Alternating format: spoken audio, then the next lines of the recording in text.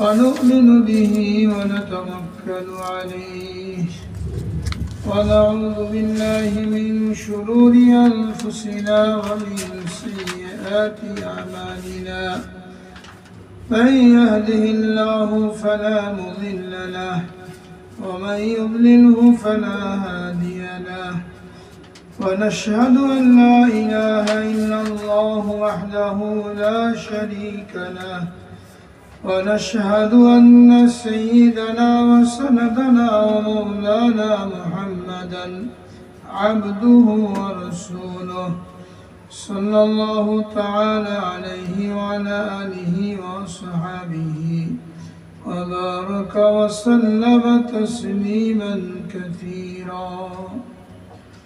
أما بعد قال الله تبارك وتعالى في كلامه المجيد والفرقان الحميد: قد أفلح المؤمنون الذين هم في صلاتهم خاشعون والذين هم عن اللغو معرضون والذين هم للزكاة فاعلون والذين هم لفروجهم حافظون إلا على أزواجهم أو ما ملكت أيمانهم فإنهم غير ملومين فمن ابتغى وراء ذلك فأولئك هم العادون والذين هم لأماناتهم وعهدهم راعون والذين هم على صلواتهم يحافظون أولئك هم الوارثون الذين يرثون الفردوس هم فيها خالدون. صدق الله العظيم وصدق رسوله النبي الكريم ونحن على ذلك من الشاهدين والشاكرين. الحمد لله رب العالمين. الحمد لله. मोहतरम हाज़िरीन मजलिस, बिरादरान इस्लाम, अल्लाह रब्बुल आलमीन अल्लाह के कोटि शुक्रिया। अल्लाह रब्बुल आलमीन আমাদেরকে সুন্নতের নামে অনুষ্ঠিত এই বরকতময় মজলিসের মধ্যে বসার জন্য তৌফিক দান করেছেন। আলহামদুলিল্লাহ। আমাদের আমলগুলি আল্লাহ পাকের দরবারে কবুল হওয়ার জন্য আল্লাহ রাব্বুল আলামিন আমাদেরকে যে মাপকাঠি দিয়েছেন, এই মাপকাঠিকে বলা হয় সুন্নত। মুসলমানের জীবনে এমন কোনো আমল নাই, চাই সেটা ব্যক্তিগত হোক, পারিবারিক হোক, সামাজিক হোক, দ্বীনি হোক, দুনিয়াবি হোক, এমন কোনো কাজ নাই যেখানে রাসূল আকরাম সাল্লাল্লাহু আলাইহি সাল্লামের তরিকা আমাদের সামনে নাই। এটাই হলো ইসলামের বৈশিষ্ট্য। দুনিয়াতে আর যত ধর্ম আছে, চাই আগের যুগের আসমানি ধর্ম হোক অথবা মানুষের বানানো ধর্ম হোক, কোনো ধর্মের মধ্যেই জীবনের খুঁটিনাটি সমস্ত বিষয়ের সমাধান নাই। বড় বড় কিছু জিনিস আছে, এর বাইরে আর কিছু নেই। এই জন্য সমস্ত ধর্ম আল্লাহ পাকের নিকট গ্রহণযোগ্য না। আগের যে ধর্মগুলি ছিল আল্লাহ পাকের পক্ষ থেকে নাজিলকৃত, রাসূল আকরাম সাল্লাল্লাহু আলাইহি ওয়াসাল্লামের আগমনের আগ পর্যন্ত, তিনি নবী হওয়ার আগ পর্যন্ত ওই ধর্মগুলির গ্রহণযোগ্যতা ছিল। প্রত্যেক নবীর উম্মত নিজের নিজের স্থানে ওগুলোর উপরে আমল করলে এটা আল্লাহ পাকের নিকট মকবুল এবং গ্রহণীয় ছিল।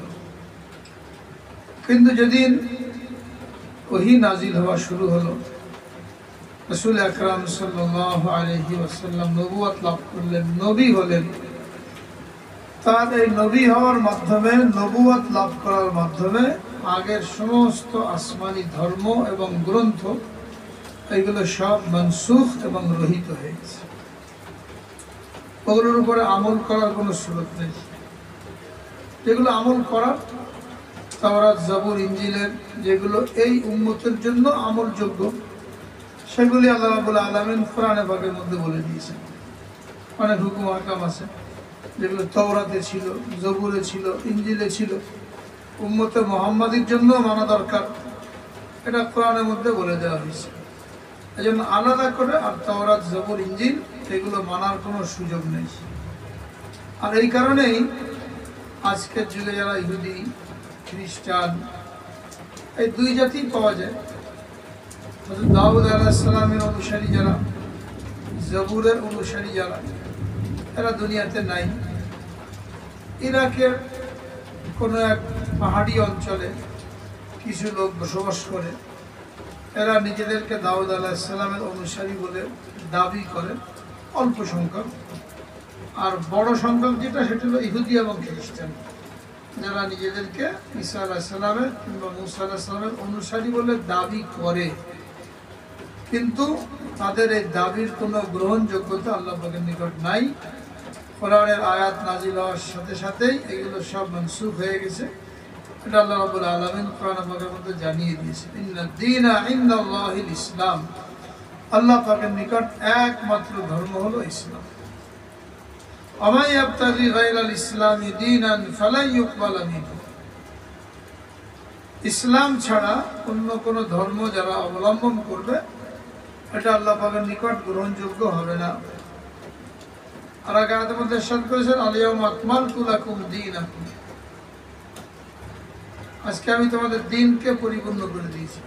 আতমামতু আলাইকুম নি'মাতি ওয়া রাদিতু লাকুমুল ইসলাম দীনা, ইসলামকে তোমাদের জন্য ধর্ম হিসাবে, দ্বীন হিসাবে আমি পছন্দ করেছি। রাসূল আকরাম সাল্লাল্লাহু আলাইহি ওয়াসাল্লাম ইরশাদ করেছেন, লাউ কানা মূসা হাইয়ান লামা ওয়াসিয়াহু ইল্লা ইয়াত্তাবিয়ানি, যদি আজকের যুগে মূসা আলাইহিস সালামও জীবিত থাকতেন আর আমাকে পেতেন, তাহলে আমার অনুসরণ করা ছাড়া তারও নাজাতের কোনো উপায় ছিল না। অর্থাৎ আমাদের নবীর আসার পরে যদি কোনো নবী এসে থাকেন, থেকে থাকেন, তাহলে তার নবুয়ত বাতিল।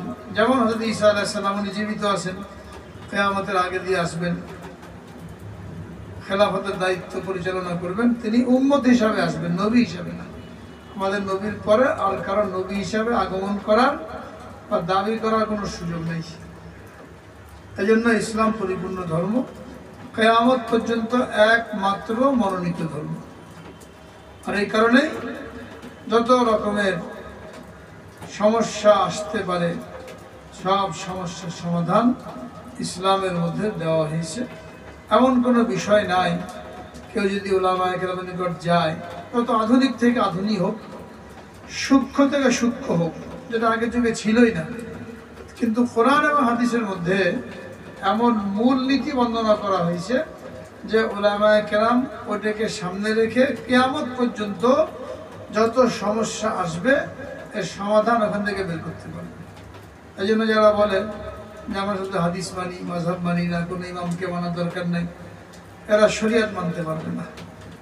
কোরআন এবং হাদিসের মধ্যে কিছু শাখাগত বিষয় বর্ণনা করে মূল নীতি বয়ান করা হয়েছে, এবং কিয়ামত পর্যন্ত আল্লাহ রাব্বুল আলামিন উলামায়ে কেরামের একটা দল এমন বাকি রাখবেন, যত জটিল থেকে জটিল বিষয় হোক, কঠিন থেকে কঠিন বিষয় হোক, আধুনিক থেকে আধুনিক বিষয় হোক, তারা ওই মূল নীতিকে সামনে রেখে সমাধান বের করবেন, যেটা সরাসরি হাদিসের মধ্যে পাওয়া যাবে না, কিন্তু হাদিসের মধ্যে এমন ইশারা পাওয়া যাবে, এমন ইঙ্গিত পাওয়া যাবে, ওইটাকে মিলালে এই সমস্যার সমাধান পাওয়া যাবে।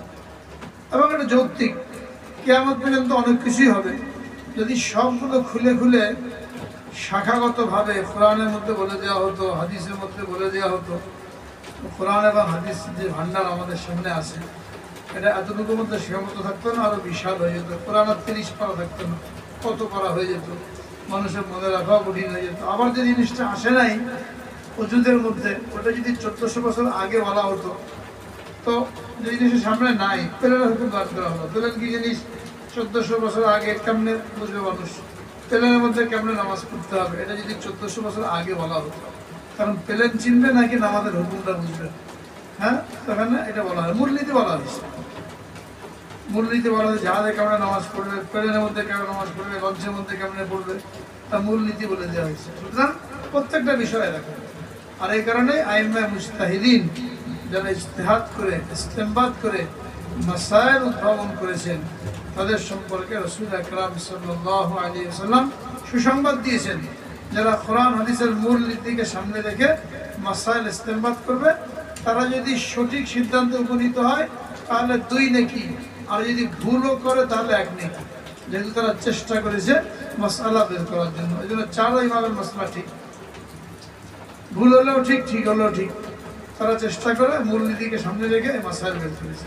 সুতরাং কেউ যদি শুধুমাত্র হাদিস দেখে আমল করতে চায় যে আমার হাদিস যথেষ্ট, আমার বাড়িতে বুখারী থাকলে চলবে, মুসলিম শরীফ থাকলে চলবে, কোনো আলেমের কাছে যাওয়ার দরকার নাই, কোনো ফিকহি মাসলা জানার দরকার নাই, সব তো বুখারী মুসলিমে বলেই দেওয়া হয়েছে, এই লোকটা মূর্খের কাতারে বসবাস করে। 8000 হাদিস বয়ান করা হয়েছে বুখারী মুসলিম শরীফের মধ্যে। এর বাইরে আরো কত সহিহ হাদিস হয়ে গেছে, আর কত জরুরি মাসায়েল আমাদের সামনে প্রতিদিন আসছে, যেগুলো সমাধান এই পুরা হাদিসের ভান্ডার সামনে রেখে উলামায়ে কেরাম বিধিবদ্ধ করেছেন, যেটাকে ফিকহ বলা হয়।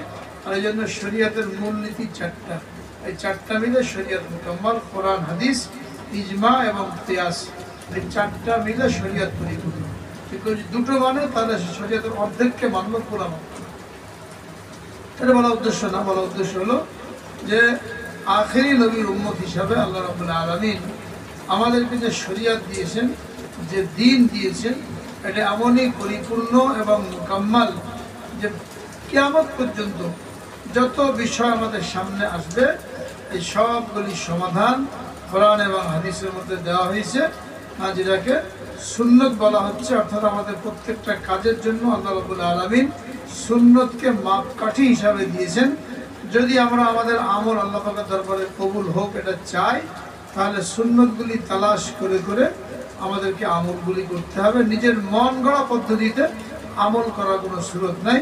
এটা আল্লাহ রাব্বুল আলামিন 21 পারার মধ্যে বর্ণনা করেছেন, লাকাদ কানা লাকুম ফি রাসূলিল্লাহি উসওয়াতুন হাসানাহ লিমান কানা ইয়ারজুল্লাহ ওয়াল ইয়াউমাল আখির ওয়া যাকারাল্লাহা কাসীরা। তোমাদের মধ্যে আমার একজন রাসূল পাঠানো হয়েছে, যার মধ্যে তোমাদের জন্য উত্তম আদর্শ রয়েছে, নমুনা রয়েছে। উসওয়া হাসানা বলা হয় এটাকে, সুন্নত প্রত্যেকটা কাজের মধ্যে। কার জন্য? লিমান কানা ইয়ারজুল্লাহ ওয়াল ইয়াউমাল আখির, যে আল্লাহকে বিশ্বাস করে, আল্লাহর সাথে মোলাকাতের আশা রাখে এবং কিয়ামতের দিনকে বিশ্বাস করে যে আমাকে কিয়ামতের ময়দানে আল্লাহর সামনে দাঁড়াতে হবে। এই ব্যক্তির জন্য রাসূলের মধ্যে উত্তম উসওয়া এবং সুন্নত রয়ে গেছে। সুতরাং যারা নিজেদের কাজগুলো ব্যক্তি ইচ্ছায় করে বা অন্য কোনো ধর্ম, অন্য কোনো জাতি গোষ্ঠী এদের অনুসরণ অনুকরণ করে সুন্নত জানার জন্য চেষ্টা করে না, মানার জন্য চেষ্টা করে না, এর অর্থ হলো আল্লাহর উপরে এদের বিশ্বাস নাই, কিয়ামতের দিনের উপরে বিশ্বাস নেই। যতই দাবি করুক আমি আল্লাহকে মানি, আল্লাহকে বিশ্বাস করি, আল্লাহ তাআলা এখানে মাপকাঠি বলে দিয়েছেন যে আল্লাহকে বিশ্বাস করে, লিমান কানা ইয়ারজুল্লাহ, আল্লাহর সাথে মুলাকাতের আশা রাখে যে আমাকে আল্লাহর সামনে দাঁড়াতে হবে, ওয়াল ইয়াউমাল আখির, কিয়ামতের দিনকে বিশ্বাস করে যে আমাকে কিয়ামতের দিনে দণ্ডায়মান হতে হবে আল্লাহর সামনে, সেই ব্যক্তির জন্য রাসূলের মধ্যে উত্তম আদর্শ রয়েছে। সুতরাং যে ব্যক্তি তার কর্মকাণ্ডে রাসূলের আদর্শকে অনুসরণ করলো না, এর অর্থ হলো সে আল্লাহর সাথে মোলাকাতের বিশ্বাসও রাখে না, কিয়ামতের দিন পুনরায় উত্থিত হওয়ার বিশ্বাসও রাখে না। যদি রাখতো তাহলে তার প্রত্যেকটা কাজ নবীজির তরিকা মতন হতো। ওই জন্য তালাশ করে করে প্রত্যেকটা কাজের মধ্যে কি সুন্নত, এটা তালাশ করে আমল করা, আমাদের আমলগুলো আল্লাহ পাকের দরবারে কবুল হওয়ার জন্য জরুরি। আর তার জন্যই আমাদের এই মজলিস, যেখান থেকে আমরা যে দিক নির্দেশনা লাভ করব, যে কীভাবে আমাদের জীবনকে পরিচালনা করব, আমাদের একেবারেই ব্যক্তিগত কাজ এটাও কিভাবে করলে ইবাদত হয়ে যাবে। এখানে কিছু মূলনীতি বর্ণনা করা হয়, দু একটা বিষয় আলোচনা করা হয়, সব আলোচনা করা যায় না, কিন্তু উদ্দেশ্য হলো নিজের মধ্যে আগ্রহ পয়দা করে অবশিষ্ট সময়ে ওলামায়ে কেরামের সাথে সম্পর্ক রেখে জিজ্ঞেস করে করে আমল করা, যে আমার এই কাজের মধ্যে কি তরিকা, এই কাজের মধ্যে কি সুন্নত। যে কাজ করতে চাই, কতটুকু জানি ভালো, কতটুকু জানি না, উলামায়ে কেরাম থেকে শিখে নিয়ে আমল করার আল্লাহ পাকের নির্দেশ। ফাসআলু আহলায যিকরি ইন কুনতুম লা তা'লামুন, তোমরা যেটা জানো না, যদি না জানো তো যারা জানে অর্থাৎ উলামায়ে কেরাম তাদের কাছ থেকে জিজ্ঞেস করে করে আমল। রাসূল আকরাম সাল্লাল্লাহু আলাইহি ওয়াসাল্লাম সাহাবায়ে কেরামকে নির্দেশনা দিয়েছেন যে আল্লাহ রাব্বুল আলামিন যে সমস্ত হুকুম আহকাম দিয়েছেন, আল হালালু বাইয়িন ওয়াল হারামু বাইয়িন ওয়া বাইনাহুমা মুতাশাবিহাত, হালালকে স্পষ্ট করে দিয়েছেন, হারামকে স্পষ্ট করে দিয়েছেন। কি কি হালাল এর মধ্যে কোনো সন্দেহ নাই, কি কি হারাম এর মধ্যে কোনো সন্দেহ নাই, স্পষ্ট করেছেন। ওয়া বাইনাহুমা মুতাশাবিহাত, এই দুইয়ের মাঝখানে কিছু হুকুম আহকাম আছে যেগুলোকে মুতাশাবিহাত বলা হয়, অর্থাৎ অস্পষ্ট, সন্দেহযুক্ত, এটা হালাল নাকি হারাম এটা স্পষ্ট করা হয় নাই। কেন স্পষ্ট করা হয় নাই? মানুষকে পরীক্ষা করার জন্য। সাহাবা কেরাম জিজ্ঞেস করলেন এগুলো আমরা কিভাবে জানবো? বললেন ফাসআলু উলামাকুম, তোমাদের উলামাদের নিকট জিজ্ঞেস করো। মানুষ নিজেকে যেন পরিপূর্ণ মনে না করে, মুকাম্মাল মনে না করে, কারণ আমি মুহতাজ, আমি মুখাপেক্ষী, এটা যেন তার মধ্যে থাকে ভাবটা। এই জন্য কিছু অস্পষ্ট রাখা হয়েছে, এটা সে উলামায়ে কেরাম থেকে জেনে আমল করবে। এর মধ্যে আল্লাহ রাব্বুল আলামিন নাজাত রেখেছেন।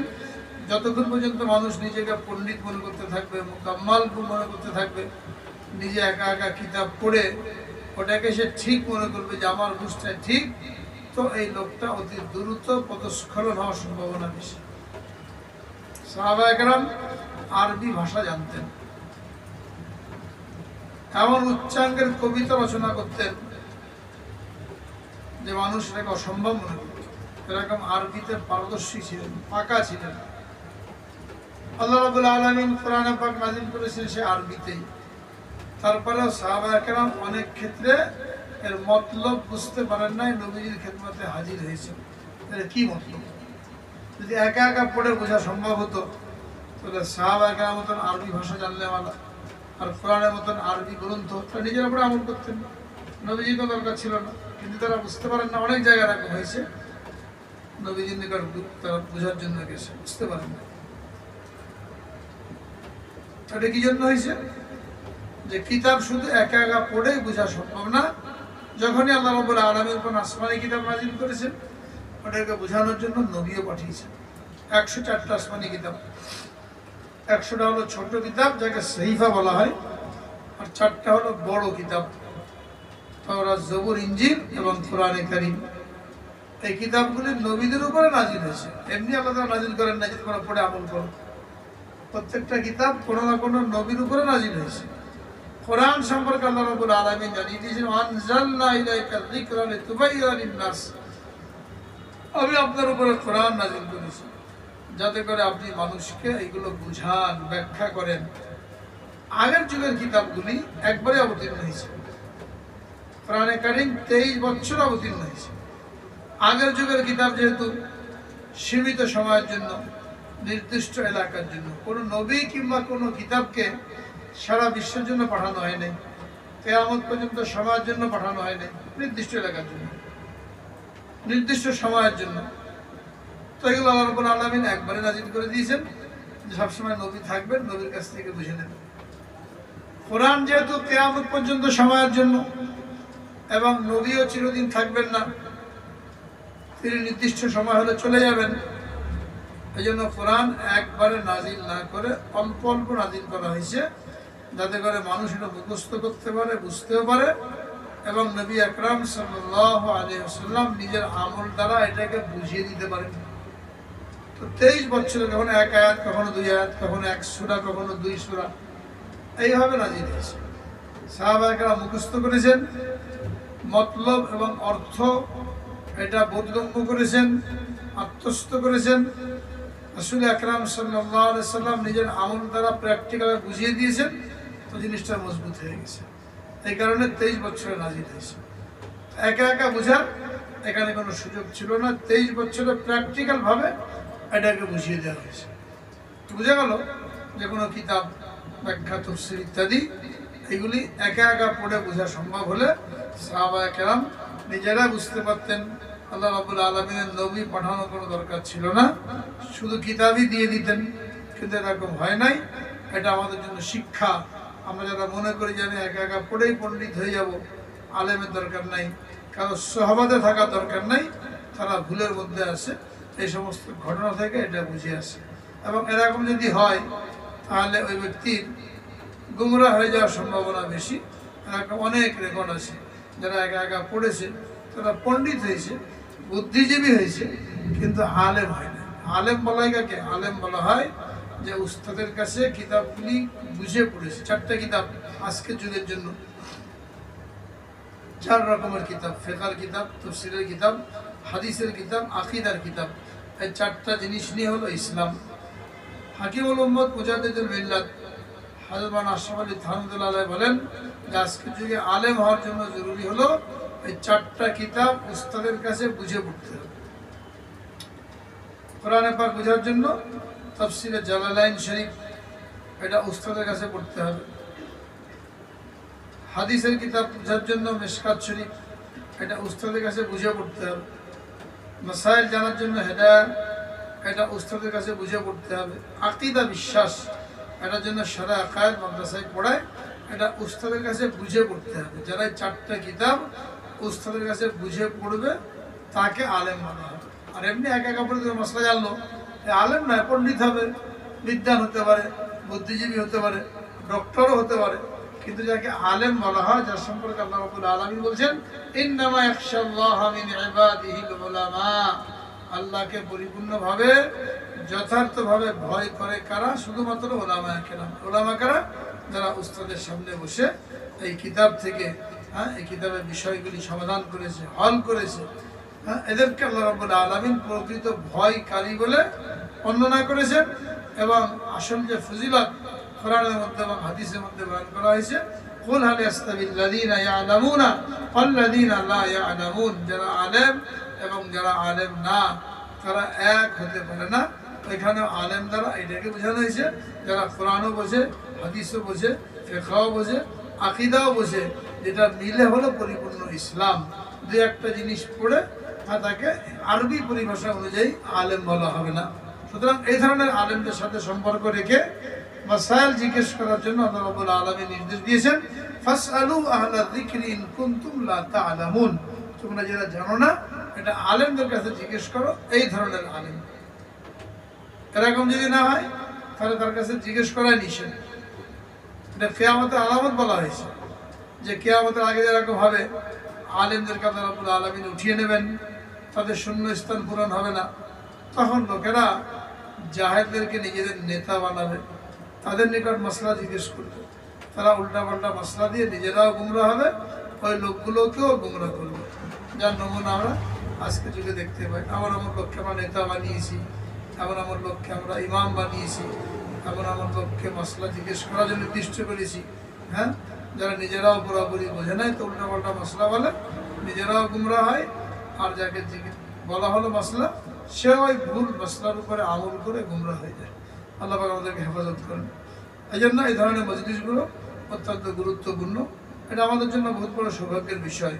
আমরা ব্যস্ততার মধ্যে থাকি, দুনিয়াবি কাজ নিয়ে ব্যস্ত, কিন্তু যখন কোনো দিনই মজলিসে এলেমের মজলিসের মধ্যে এলেম শেখার কিছুটা সুযোগ আসে, এটাকে গনিমত মনে করা। যেমন জুমার দিন আগে আগে মসজিদে এসে যদি আমরা জুমার বয়ানটা পুরোপুরি শুনি, যে খতিব সাহেব উনি বন্দনা বয়ান করেন, এক সপ্তাহ প্রস্তুতি নিয়ে জরুরি কথা বলি, দলিল প্রমাণ সহকারে বলেন, যেটা আমাদের সাধারণ মানুষের জন্য অত কিতাব ঘেটে জানা সম্ভব না। এই জন্য জুমার দিন জরুরি হলো আগে আগে এসে এই কথাগুলি পুরোপুরি শোনা। মাঝখান থেকে আসলে আগের কথা ছুটে গেল তো কথা বুঝেই আসবে না। এমনিতে জুমার দিনটা ফজিলত রয়েছে, জুমার দিনে সুন্নত বয়ান করা হয়েছে। যেহেতু আমরা উম্মতে মুহাম্মাদি, আমাদের বয়স কম, আগের যুগের উন্নতের বয়স ছিল অনেক, 500 বছর 800 বছর, তো লম্বা হায়াত পেয়েছে, অনেক আমল করেছে। রাসূল আকরাম সাল্লাল্লাহু আলাইহি ওয়াসাল্লাম আফসোস করলেন যে আমার উম্মতের বয়স তো কম, তারা ইচ্ছা করলেও এত আমল করতে পারবে না, তো আমার উম্মত তো পিছনে পড়ে যাবে। আল্লাহ রাব্বুল আলামিন নবীজিকে সান্ত্বনা দিলেন যে আপনার উম্মতের বয়স কম, কিন্তু তাদের সময়ের মধ্যে আমলের মধ্যে আমি এই পরিমাণ বরকত দান করব যে যারা 1000 বছর হায়াত পেয়েছে এরা তাদের আমলকেও ছাড়িয়ে যাবে যদি এটাকে কাজে লাগানো হয়। যেমন ধরেন জুমার দিনের কথা, ধরেন জুমার দিনের কথা আসলো, জুমার দিনের আমল সম্পর্কে হাদিসের মধ্যে বলা হয়েছে যে ব্যক্তি জুমার দিন 6টা কাজ করে জুমার নামাজ পড়তে আসবে, জুমার দিন 6টা আমল করে, সুন্নত 6টা আমল করে জুমার নামাজ পড়তে আসবে, তো বাড়ি থেকে রওনা হয়ে যে মসজিদে আসলো, পায়ে হেঁটে যে আসলো, প্রত্যেক কদমে 1 বছর নফল রোজা আর 1 বছর নফল নামাজের সওয়াব তার আমল নামায় লেখা হবে। 6টা কাজ, কঠিন কিছু না। মান ইত্তাকারা মান গাসসালা ওয়াক্তাসালা ওয়াবতাকারা ওয়া মাশা ওয়া দানা ইলাল ইমাম আলাম ইয়ালগু। জুমার দিন সকাল সকাল ঘুম থেকে ওঠা, 1 নম্বর হলো জুমার দিন সকাল সকাল ঘুম থেকে ওঠা। সকাল সকাল ঘুম থেকে ওঠা মানে হলো কমপক্ষে যেন ফজরের নামাজটা জামাতের সাথে পড়তে পারে, অথবা কাজা যেন না হয়। সকাল সকাল ঘুম থেকে ওঠা 1 নম্বর। 2 নম্বর উত্তম রূপে গোসল করা, তখনই না জুমায় যাওয়ার জন্য প্রস্তুতি নিয়ে উত্তম রূপে গোসল করবে। পায়ে হেঁটে মসজিদে যাবে, গাড়িতে চড়ে গেলে হবে না, কারণ প্রত্যেক কদমে যে নেকি লেখা হবে, তো গাড়িতে গেলে কেমন হবে? পায়ে হেঁটে মসজিদে যেতে হবে, মসজিদে যেয়ে ইমামের কাছাকাছি বসতে হবে। ও দূরে বসলাম, সামনে খালি পিছনে বসলাম, পরে যারা আসে তারা ডিঙ্গিয়ে সামনের দিকে যায়। আগে বসা না কি জন্য? তাড়াতাড়ি বের হওয়ার জন্য। হ্যাঁ, এটা দুর্ভাগ্যের বিষয়। যত সামনে দাঁড়াবে, সামনের কাতারে ফজিলত বয়ান করা হয়েছে, 3টা জিনিসের ফজিলত বয়ান করা হয়েছে। এই 3টা জিনিসের ফজিলত যদি মানুষ জানতো তাহলে এটা লাভ করার জন্য তারা লটারি করতে বাধ্য হতো। এত লোকে হুমড়ি খেয়ে পড়তো এটা লাভ করার জন্য, যে লটারি ছাড়া কোনো উপায় থাকতো না। তার মধ্যে একটা হলো সামনের কাতারে দাঁড়ানো, প্রথম কাতারে নামাজ পড়া। প্রথম কাতারে নামাজ পড়া এত বড় ফজিলত।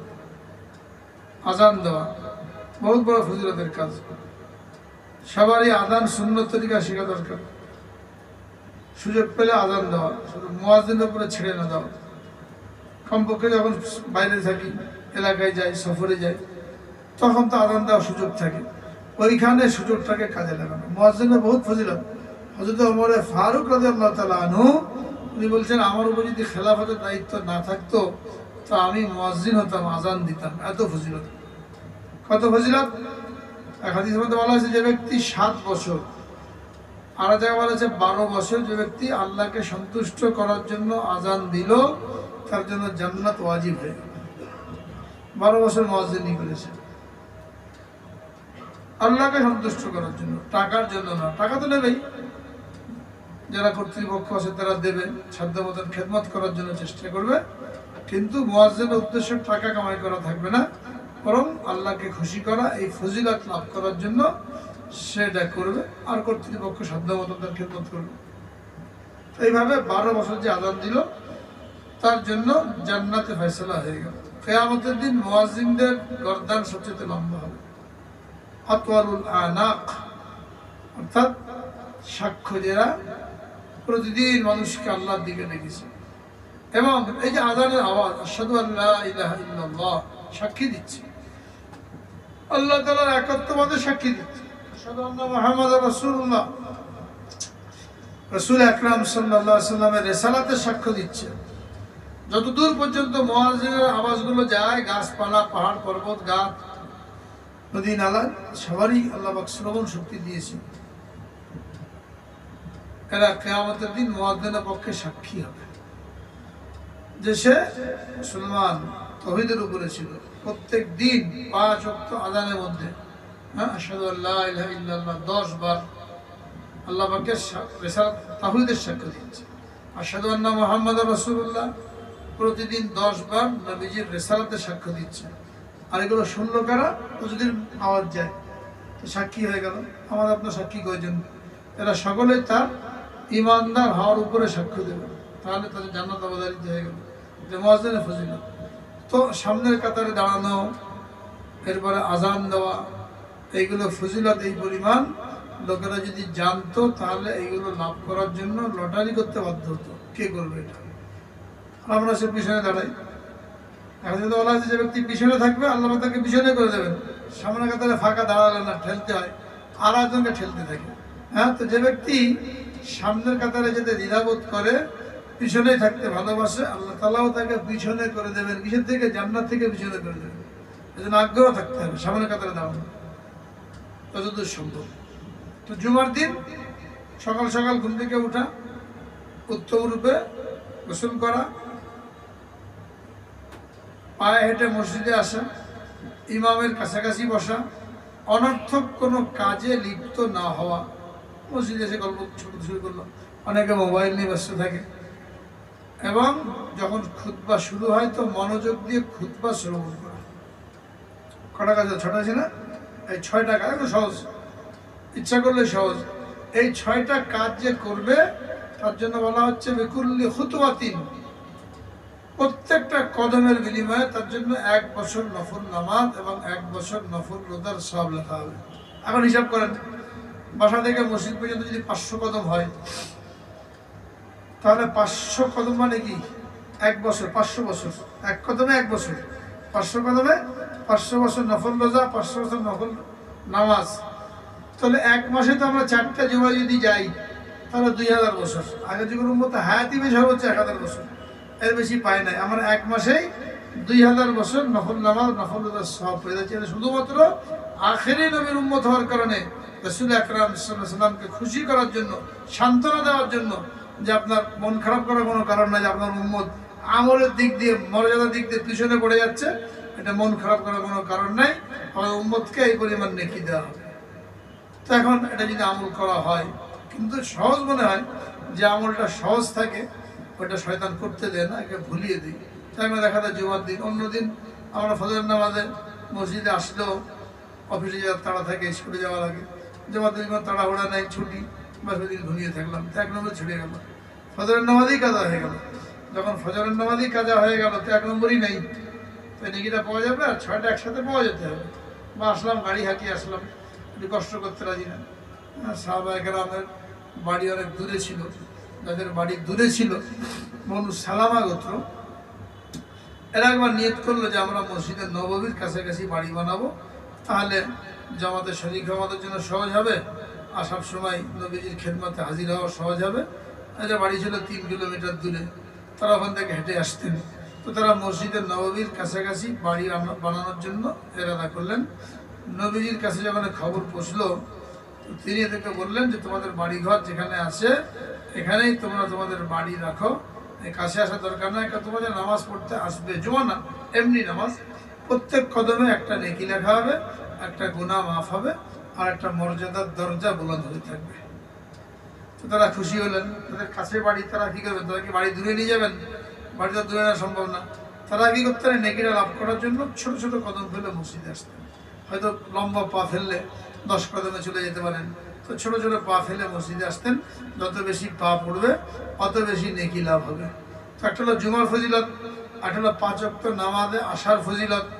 হ্যাঁ, কিন্তু আমরা যদি একা একা নামাজ পড়ি ঘরের মধ্যে, বা পড়লামই না, বা পড়লে একা একা পড়লাম, মসজিদে আসলাম না জামাতের সাথে পড়ার জন্য, তো নেকি থেকে বঞ্চিত হয়ে গেল। একাধিকতে বলা হয়েছে যে ব্যক্তি ঘর থেকে ওযু করে ফরজ নামাজ পড়ার জন্য মসজিদে রওনা হলো, সে কেমন যেন এহরাম বেঁধে হজ করার জন্য রওনা হলো।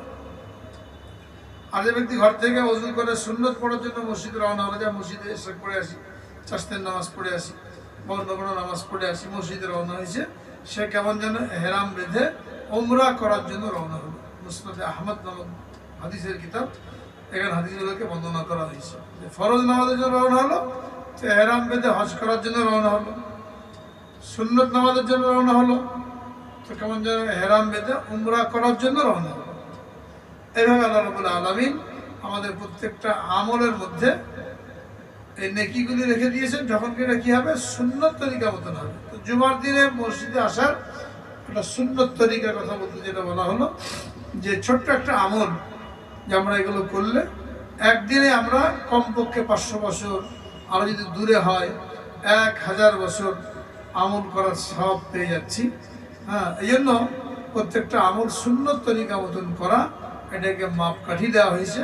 আল্লাহ রাব্বুল আলামিন কোরআন পাকের মধ্যে ইরশাদ করেছেন, কুল ইন কুনতুম তুহিব্বুনাল্লাহ ফাত্তাবিউনি ইউহিব্বুকুমুল্লাহ।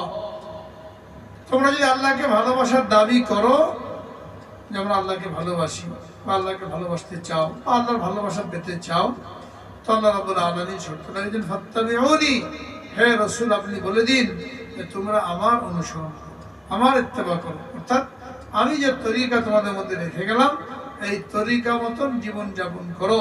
শুধু নামাজ না, শুধু রোজা না, বরং সকালে ঘুম থেকে উঠে রাতে ঘুমানো পর্যন্ত প্রত্যেকটা কাজের মধ্যে রাসূল আকরাম সাল্লাল্লাহু আলাইহি ওয়াসাল্লাম এই তরিকা আমাদের সামনে রেখে গেছেন।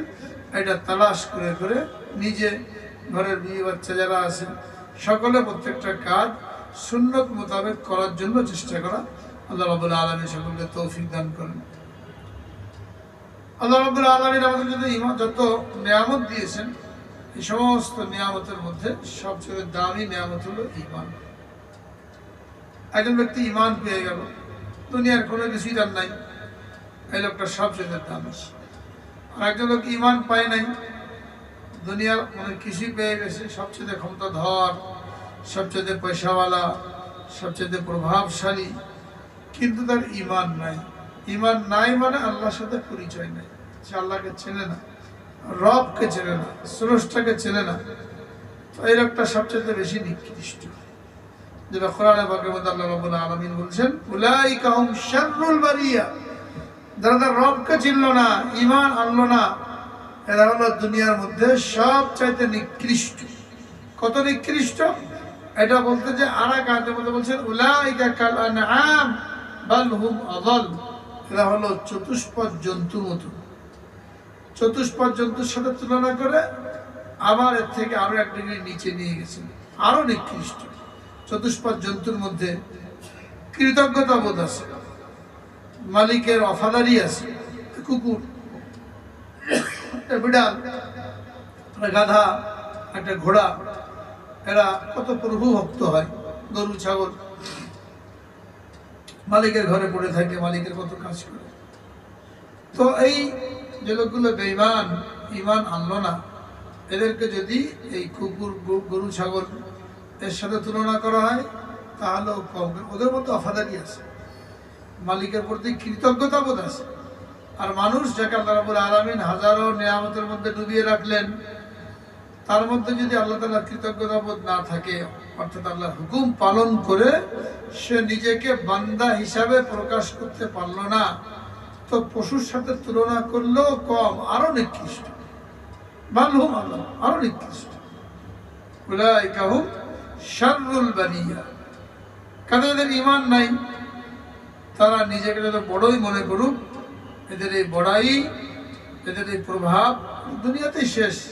আর যেন ঈমানদার, যার ঈমান আছে, আল্লাহকে চিনেছে, আল্লাহকে চেনার পর আল্লাহর হুকুম মানার জন্য চেষ্টা করেছে, এই লোকটার দাম এত বেশি যে এরকম একটা লোক যদি থাকে দুনিয়াতে, আর এর বাইরে হাজার হাজার কোটি কোটি কাফের থাকে, তো একজনের জন্য আল্লাহ রাব্বুল আলামিন দুনিয়াকে বাকি রাখবেন।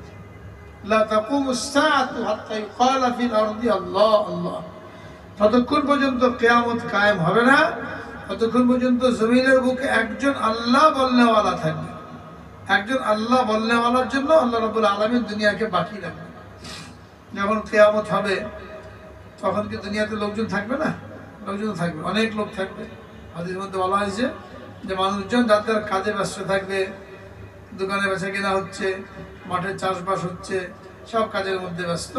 হঠাৎ করে এমন সময় ওই একটা করুণ সুর, বিগড়ে যেমন বাজে আওয়াজ করুন, এরকম সিংগায় ফুঁক দেওয়া শুরু হবে। সকাল থেকেই আওয়াজটা শুরু হবে, রাতটা লম্বা হবে। যেদিন কিয়ামত হবে রাতটা অনেক দীর্ঘ হবে।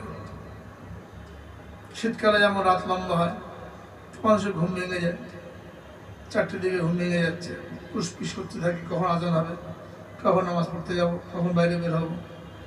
যেদিন কিয়ামত হবে ওই রাতটা অনেক লম্বা হবে, সব মানুষের ঘুম ভেঙে যাবে, সকাল হচ্ছে না কি জন্য।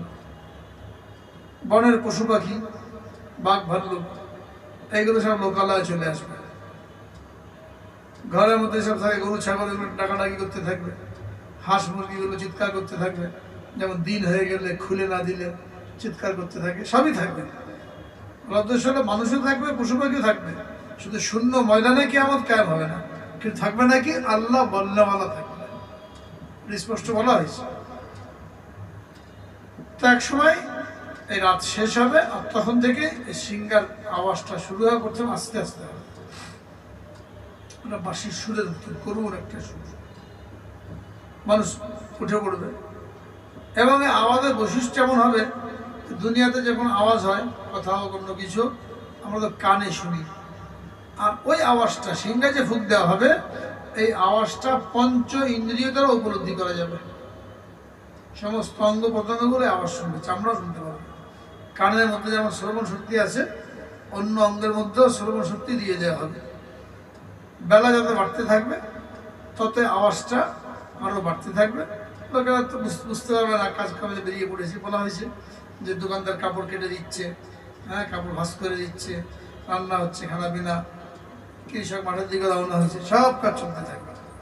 বেলা বাড়তে থাকবে, 9টা 10টার মতন যখন হবে, তখন এই সুরটা, আওয়াজটা আরো কঠিন বজ্র নিনাদের মতন বাড়তে বাড়তে এমন হবে মানুষের কানের পর্দা ফেটে যাবে, কলিজা ফেটে যাবে।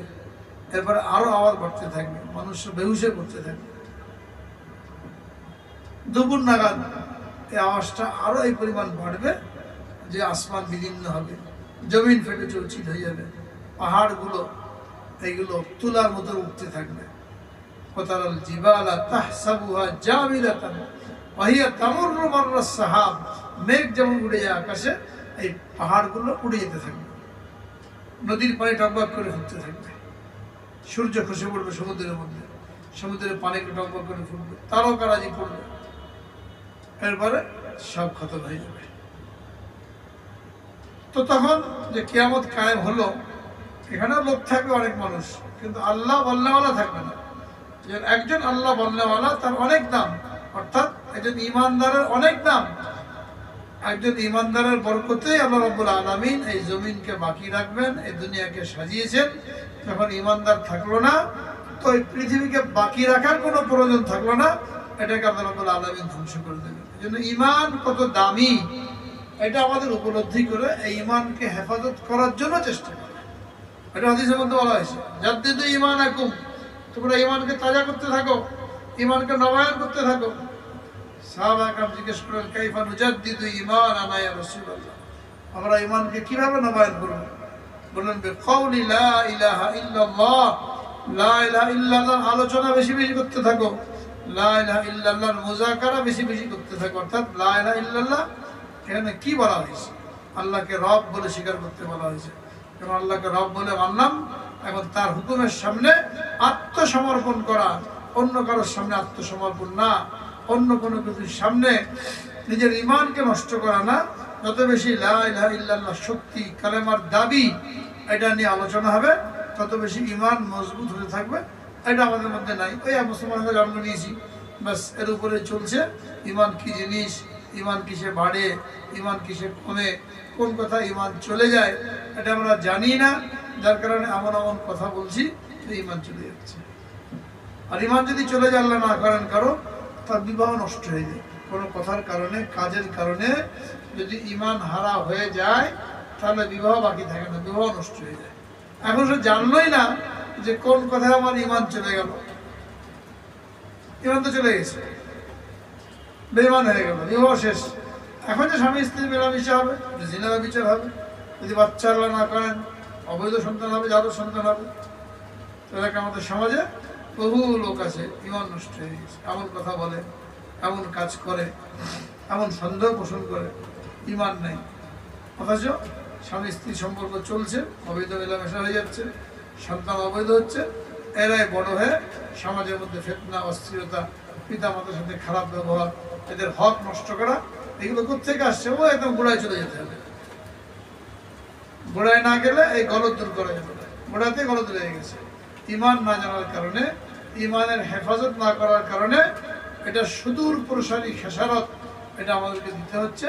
স্বামী স্ত্রীর মধ্যে মিল মহব্বত নাই, সংসারের মধ্যে শান্তি নাই, ছেলে মেয়ে পিতা মাতার মধ্যে মিল নাই। কেন? এটা হারাম পথে কেউ দুনিয়াতে আসেনি, শুরু থেকে হারাম চলছে। তো ইমানের হেফাজত করা জরুরি, ইমানকে মোকাম্মল করা জরুরি। ইমানকে হেফাজত করার জন্য ইমান কি জিনিস, কিসে ইমান চলে যায়, কোন কথা ইমান চলে যায়। আজকে আমরা বেশিরভাগ মানুষ এমন এমন কুফরি আকীদা পোষণ করি যেখানে কি হয় না, ইমান থাকে না। জনগণই সকল ক্ষমতার উৎস, এটা বিশ্বাস করলে ইমান থাকে না। কোরআন পাকের হুকুম, ইনিল হুকমু ইল্লা লিল্লাহ, হুকুম চলবে আল্লাহর, ফয়সালা আল্লাহর, বিচার আল্লাহর, আল্লাহর আইনে চলবে। আল্লাহ তাআলাকে সমস্ত ক্ষমতার উৎস মনে করতে হবে। কুলিল্লাহুম্মা মালিকাল মুলক তুতিল মুলকা মান তাশা ওয়া তানজিউল মুলকা মিম্মান তাশা ওয়া তুইজ্জু মান তাশা ওয়া তুযিল্লু মান তাশা। অত্যন্ত গুরুত্বপূর্ণ আয়াত। হে নবী, আপনি বলুন, আপনি মালিকুল মুলক, সমস্ত বাদশার বাদশাহ, রাজাধিরাজ। যাকে ইচ্ছা আপনি ক্ষমতা দান করেন, যাকে ইচ্ছা ক্ষমতা থেকে নামান, যাকে ইচ্ছা ইজ্জত দান করেন, যাকে ইচ্ছা হেনস্থা করেন, অপদস্থ করেন। এটা আল্লাহ রাব্বুল আলামিন শিখিয়ে দিয়েছেন। আপনি ক্ষমতা দান করেন, যাকে ইচ্ছা ক্ষমতায় বসান, যাকে ইচ্ছা ক্ষমতা থেকে নামান।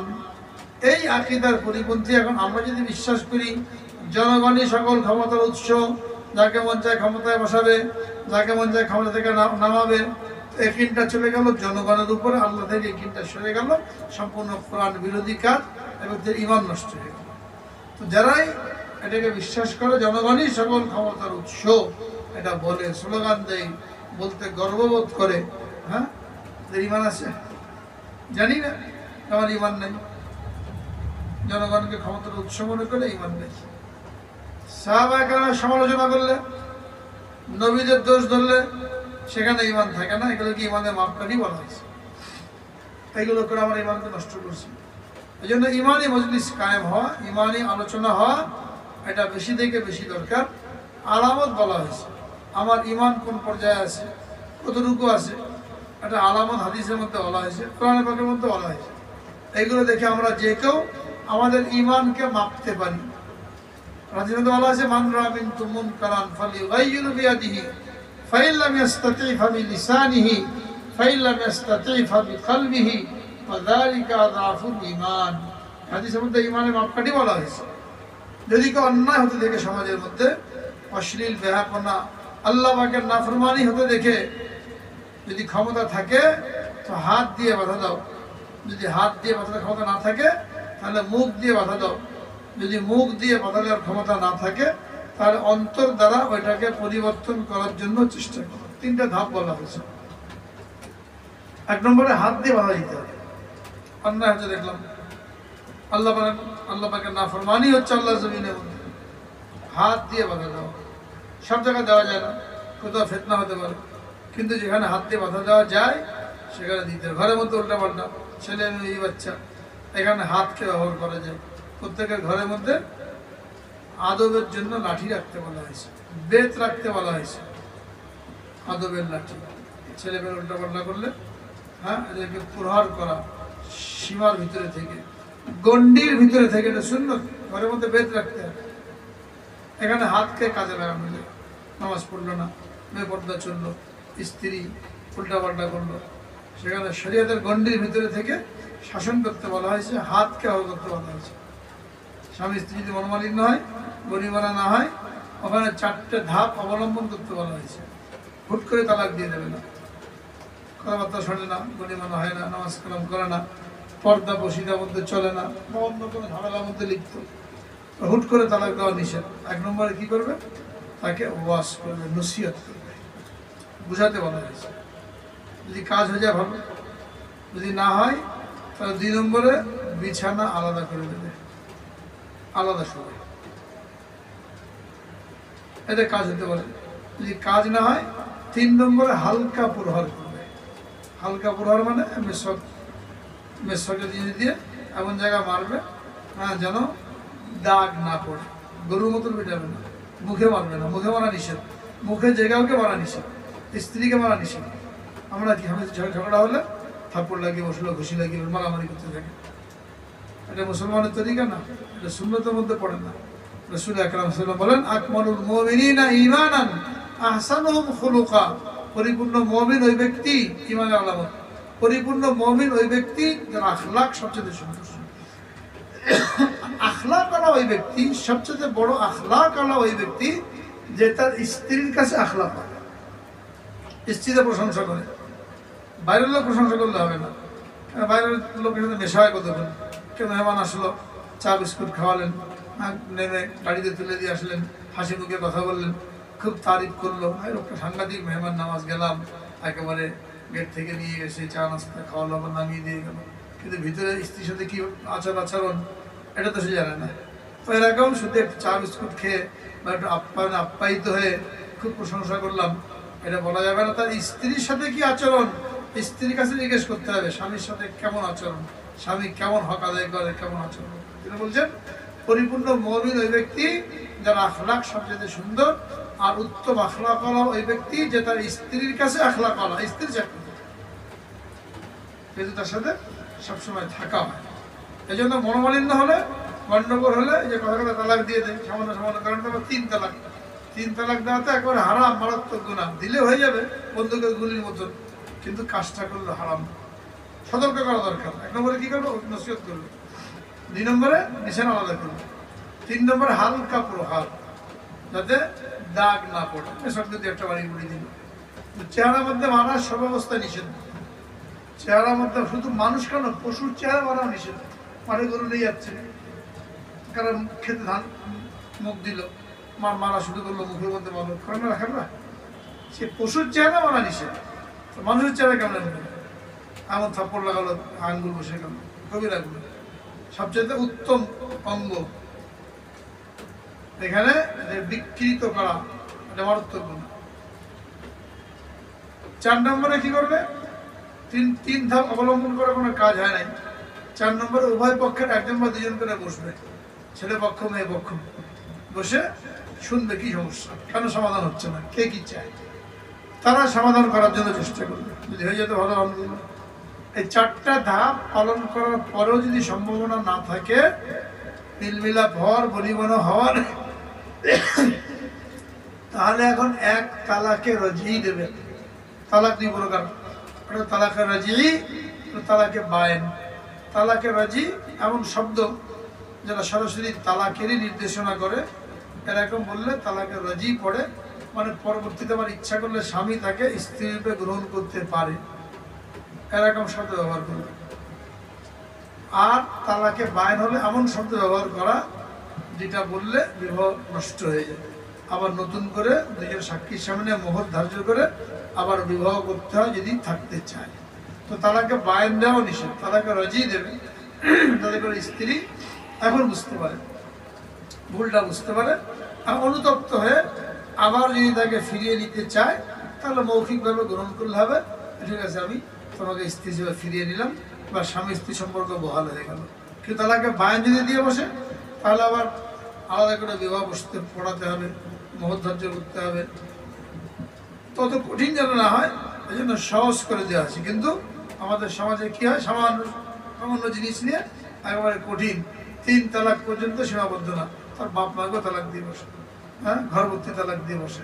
এরপরে কি হবে, এখন আর তো কোনো সুরত নেই, এখন সুরত বের করার জন্য ওইরকম ওই আলেম ওলামা খুঁজে বেড়ায়। বললাম না যে উল্টা পাল্টা ফতোয়া দেয়, এদের কাছে যাবে। 3 তালাক দিলে আর তাকে রাখার কোনো সুযোগ নাই, 3 তালাক দিলে শেষ, ভালোকে মনে রাখতে হবে। 3 তালাক দিক, এক শব্দে বলুক 3 তালাক দিলাম, বা 1 2 3 শব্দ মুখ দিয়ে বের হলেই 3 তালাক। এখানে যে দেশের নিয়ম করা হয়েছে, 1 তালাকের পরে ওই কোর্টে কাগজ পাঠাতে হবে, রিসিভ করলে তালাক হবে না, আরও হবে না, আবার 30 দিন পরে আর একবার কাগজে 90 দিনে কার্যকর হবে, ওটা সরকারি নিয়ম। শরীয়তের নিয়ম হলো যে মুখ দিয়ে বেরোনো শব্দ তালাক পড়ে গেল, বা লিখিত দস্তখত করে তালাক পড়ে গেল, রিসিভ করুক আর না করুক, স্ত্রী জানুক আর না জানুক, তালাক হয়ে গেছে। এই মশলাগুলো না জানার কারণে সমাজের মধ্যে অস্থিরতা, পারিবারিক অশান্তি, এটা দিন দিন বৃদ্ধি পাচ্ছে। এবং এরপরে যখন তালাক দিয়ে দিল, 3 তালাক নেওয়ার কোনো সুরত নাই, এখন সহজ মশলা খুঁজে বেড়ায়। যারা টিভিতে বয়ান করে এরকম আলেমের কাছে যাবে, বা কিছু লোক আছে এরা নিজেদেরকে আহলে হাদিস বলে দাবি করে, হাদিসে আমল করে, হ্যাঁ এরা বলে 3 তালাক দিলে কেন 3 তালাক হয় না, এক তালাকি হয়, মন গড়া ফতোয়া দিয়ে আমাদের বিয়ে পড়িয়ে দিল, সারা জীবন জিনা করার জন্য সুযোগ করে দিল। এখন ওই ঘরে কি হবে? জানার সন্তান পয়দা হবে, অবৈধ সন্তান পয়দা হবে। এখানেও সুন্দর তরিকা আছে, প্রত্যেকটা কাজের মধ্যে সুন্দর তরিকা। যে যে কাজ করে ওই কাজ করার আগে তার জন্য ওই কাজ সম্পর্কিত মাসআলা জানা ফরজ। তলাবুল ইলমি ফরিদাতুন আলা কুল্লি মুসলিম, প্রত্যেক মুসলমানের জন্য ইলম অর্জন করা ফরজ। কোন ইলম? একটা লোক প্রত্যেকে যে কাজ করে, নামাজ পড়ি আমরা প্রত্যেকের জন্য নামাজ সম্পর্কিত ইলম জানা ফরজ। রোজা রাখি সকলেই, তো রোজা সম্পর্কিত ইলম জানা ফরজ। আর বিশেষভাবে যে যে কাজ করে, ব্যবসা করবে তার জন্য ব্যবসা সংক্রান্ত মাসাইল জানা ফরজ। এটা না জানলে তো হারামের মধ্যে লিপ্ত হয়ে যাবে, সুদের মধ্যে পড়ে যাবে, ঘুষের মধ্যে পড়ে যাবে। এটা জানে না ব্যবসায়ীরা, যার কারণে তার হারামে লিপ্ত হচ্ছে। হাদিসের মধ্যে বলা হয়েছে যে ব্যক্তি বিক্রিত মাল ফেরত নেয়, বিক্রি করা মাল কোনো কারণে ক্রেতা ফেরত দিতে আসছে, এই বিক্রি করা মাল যদি ফেরত নেই তো আল্লাহ রাব্বুল আলামিন তার গুনাহগুলোকে মাফ করে দেবেন। কেন? একজন নিয়ে গেছে কোনো কাজে, দরকার নাই, বাসায় আগে থেকে আছে, বা অন্য জিনিস লাগবে, ফেরত দিতে আসলো, দোকানদার ফেরত নেবেই না, মেমোর মধ্যে লিখে দিয়েছে বিক্রিত মাল ফেরত নেওয়া হয় না। মেমোর নিচে লেখা আছে বিক্রিত মাল ফেরত নেওয়া হয় না। এটা লেখার মানে হলো নিজেকে অনেক বড় সওয়াব থেকে সে বঞ্চিত করবে। হিম্মত করে লেখা দরকার বিক্রিত মাল ফেরত নেওয়া হয়। ওটা লিখলে কি লোকে দৈনিক লাইন ধরে ফেরত দেওয়ার জন্য? এখন তো ঠেকা পড়ে না ফেরত দিতে আসবে। হ্যাঁ, এই সামান্য একটা আমল, ওই ব্যক্তি প্রয়োজন নাই, ফেরত দিতে আসে, আপনি খুশি মনে ফেরত দিলেন, আপনার গুনাহ তো মাফ হলোই। আর এই বরকতে একজন মুসলমানকে সাহায্য করার কারণে আরো যদি কাস্টমার আসতে পারে, সেটা বেশি মাল নিয়ে যাবে। কিন্তু নেই, নামাজের সময় দোকান বন্ধ করে আসলে নামাজ পড়ে যাবেন, আর কাস্টমার বেশি আসতে পারে। যেরকম কাস্টমার দেখে খুচরা কাস্টমার বাস নামাজ বাদ দিয়ে দিল, জবাব নষ্ট করে বসলো, এতে কোনো বরকত নেই। তো ব্যবসা সংক্রান্ত মাসালা না জানলে হারামের মধ্যে লিখতে হবে, সুদের মধ্যে লিখতে হয়ে যাবে। মালের মধ্যে কম দিচ্ছে, ভেজাল দিচ্ছে, মাপের মধ্যে কম দিয়ে। আর এই যে আজকে যুগে তো মানুষ খাদ্যের মধ্যে বিষ, খাদ্যের জিনিস ব্যবসা করে, এর মধ্যে বিষ বিক্রি করা হচ্ছে। ফল ফলাদি পাকা জিনিস থেকে যেগুলো আসে, এখানে ফরমালিন থাকেই। আর দেশে যেগুলো হয় সব বিষ, কলা খাবেন, পেঁপে খাবেন, কাঁচাগুলো পাকিয়ে তার বাইর দিয়ে কীভাবে সব বিষ বিক্রি হচ্ছে। এটা ক্যান্সার হচ্ছে, আলসার হচ্ছে, যক্ষা হচ্ছে, বিভিন্ন রকমের অসুখ বিসুখ যারা এগুলো করে। একটা মানুষ এই খাদ্য খেয়ে এই সমস্ত অসুখ আক্রান্ত হলে কেমন যেন লোকটাকে হত্যা করার বিষয়ে ব্যবসায়ী দাঁড়িয়ে, সেটা বুঝতে পারছে না, হারামের মধ্যে লিপ্ত হয়ে আছে। সামান্য কারণে সুদের মধ্যে চলে যেতে পারে। মোট কথা হলো যে যে কাজ করবে তার জন্য ওই সংক্রান্ত মাসালা জানা ফরজ। যে ব্যবসা বাণিজ্য করবে, ব্যবসার এলেম জানা ফরজ। যে বিবাহ শাদী করবে, বিবাহ শাদী করার আগে বিবাহ সংক্রান্ত মাসালা জানা ফরজ। কীভাবে পাত্রী দেখতে হবে, পাত্র দেখতে হবে, কীভাবে দিনদারি ঠিক করতে হবে, কীভাবে বিবাহ করতে হবে, গেট সাজানো যাবে কিনা, গায়ে হলুদ দেওয়া যাবে কিনা, ভিডিও করা যাবে কিনা, নারী পুরুষ একসাথে বেপর্দা কমিউনিটি সেন্টারে খাওয়ার ব্যবস্থা করা যাবে কিনা, করলে কী রকমের গুনাহ, এগুলো না জানার কারণে ভালো ভালো দিনদার মানুষ, হ্যাঁ দেখলে মনে হয় দিনদার, কিন্তু এই যে বিয়ের দিন যে আলোচনা শুরু হলো ওই দিন থেকে গুনাহ শুরু হয়ে গেল। এই গুনাহ করতে করতে একেবারে সেই কমিউনিটি সেন্টার পর্যন্ত সেখানে গুনাহ, যার কারণে কি হয় না, আর বরকত থাকে না। যখন বিবাহ শাদী হয়ে গেল তো ঢাকঢোল পিটিয়ে এত টাকা পয়সা খরচ করে এখন আর কি হয় না, কোনো বরকত থাকে না। তো বিয়ে করার আগে বিবাহ সংক্রান্ত মাসালা জানা জরুরি। যে করবে তারও জরুরি, বাপ মা যদি ছেলে মেয়ে বিবাহ করায় তাদের জন্য জরুরি। যে চাকরি করবে তার জন্য চাকরি সংক্রান্ত মাসালা জানা জরুরি। যদি না জানে তাহলে মনে হবে চাকরি করি, মাথার ঘাম পায়ে ফেলি, আমার তো বেতন হালাল। কিন্তু দেখা যাচ্ছে মাসালা যদি জানতো তাহলে সে বুঝতে পারতো যে চাকরি করা সত্ত্বেও আমার বেতন হারাম হয়ে যাচ্ছে। কেমন? 8 ঘন্টা ডিউটি করবেন, এই হিসাবে চাকরি দেওয়া হয়েছে, 50,000 টাকা বেতন। আর অনেক লোক দেখা যায়, বিশেষ করে সরকারি অফিসগুলো দেখা যায় দেরি করে যায়, আগে চলে আসে, 1 ঘন্টা 2 ঘন্টা যাওয়া আসার মধ্যে শেষ, টাইম মতন ঢোকে নাই। 8টায় ঢুকে 4টায় বেরোতে হবে, গেছে 10টার সময়, 10 টাকা দেওয়া লাগতো আগে। এই সমস্ত খেয়ানতের কারণে এখন আর দস্তখত নেই, এখন তো আঙুলের ছাপ দেওয়া লাগে। আগে দস্তখত ছিল, আগে বেরিয়ে আসলো গেল পরে। দৈনিক 1 ঘন্টা যদি ফাঁকি দেই, কাজ করতে হবে 8 ঘন্টা, দৈনিক 8 ঘন্টা কাজ করতে হবে, 50,000 টাকা বেতন। এখন আগে পরে মিলে 1 ঘন্টা ফাঁকি দিল, 30 দিনে 2 ঘন্টা ফাঁকি দিল, 30 ঘন্টা ফাঁকি দিল। 30 ঘন্টা মানে হলো কমপক্ষে 3 দিন সে কাজ করে নাই, তাহলে এখন সে 1 মাসের বেতন নেওয়া তার জন্য জায়েজ নেই, 27 দিনে বেতন দিতে হবে, 2 দিন কাজ করে নেই। অথচ পুরো মাস তো বেতন নিয়ে নিচ্ছে। হ্যাঁ, আবার কোনো ছুটি যে কদিন পাও না, এর বেশি ছুটি হয়ে গেছে, এখন কি করলো, মেডিকেল নিয়ে আসলো, ডাক্তারের কাছ থেকে লিখে দিয়ে নিয়ে আসলো, অসুস্থ ছিলাম, ডাক্তারও লিখে দিল 200 টাকা দিয়ে, আর প্রেসক্রিপশন লিখে দিল, এটা দাখিল করে ওই ছুটিটা সে সবেতনে মঞ্জুর করলো। যে ডাক্তারে লিখে দিল, সে হারাম করলো টাকা পয়সা, কেন, অসুস্থ না, মেডিকেল লিখে দিল, সহযোগিতা করলো অন্যায় কাজে, সে ওটাকে দাখিল করে ওই 3 দিনের বেতনকে হালাল করে নিল। হালাল হয়েছে, তো কাজই তো করে নাই, এখানে কতগুলো গুনাহ হয়ে গেল। ওই ডাক্তারকে গুনাহগার করলো, নিজেও গুনাহগার হলো, আবার মিথ্যা বলে 3 দিন 4 দিনের বেতন নিয়ে গেল, এটাও তার জন্য হারাম হয়ে গেল।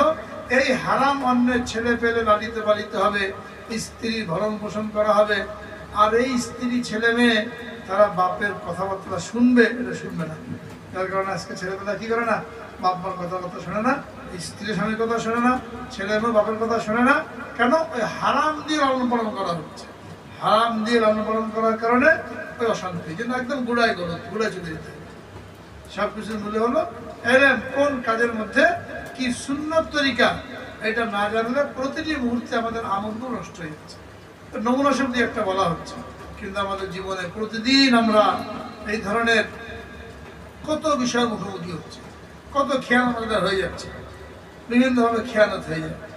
খেয়ানত কেমন, মনে করেন মসজিদের কথা ধরেন, মাদ্রাসার কথা ধরেন, মাদ্রাসায় রান্না বান্না হয় তালেবেলেমদের জন্য, মানুষের টাকা পয়সা দান করে, বা তালেবেলেমরা টাকা পয়সা দিয়ে খায়। অনেক মাদ্রাসা আছে পুরো তারা টাকা পয়সা দিয়ে যা কিছু রান্না বান্না হয় এদের জন্য হয়, বেতন ধার্য করা আছে, বোর্ডিংয়ের টাকা ধার্য করা আছে, এত টাকা দেওয়া লাগবে হিসাব করে। এখন এই টাকাটা তালেবেলেমদের জন্যই খরচ করতে হবে। ওখান থেকে টাকা পয়সা বাঁচিয়ে যদি অন্য কোনো কাজে লাগানো হয়, বা যে কদিন খাবে, 30 দিনের টাকা জমা দিয়েছে, মাঝখানে মাদ্রাসা 10 দিন বন্ধ, তো এখন 1 মাসের টাকা নিয়ে নি। অনেক মাদ্রাসা এরকম আছে, আলেম ওলামা হয়েও দেখা যাচ্ছে তারা কি করেছে, এরকম হারামের মধ্যে লিপ্ত। সাধারণ লোক যে করে এটা না, আলেম ওলামা হয়েও হারামের মধ্যে লিপ্ত। 1 মাসে 4000 টাকা খানার বিল মাদ্রাসা বোর্ডিংয়ে জমা দিতে হবে। যদি মাঝখানে এখন মাদ্রাসা বন্ধ থাকে 10 দিন, 10 দিনের টাকা নেওয়া যাবে?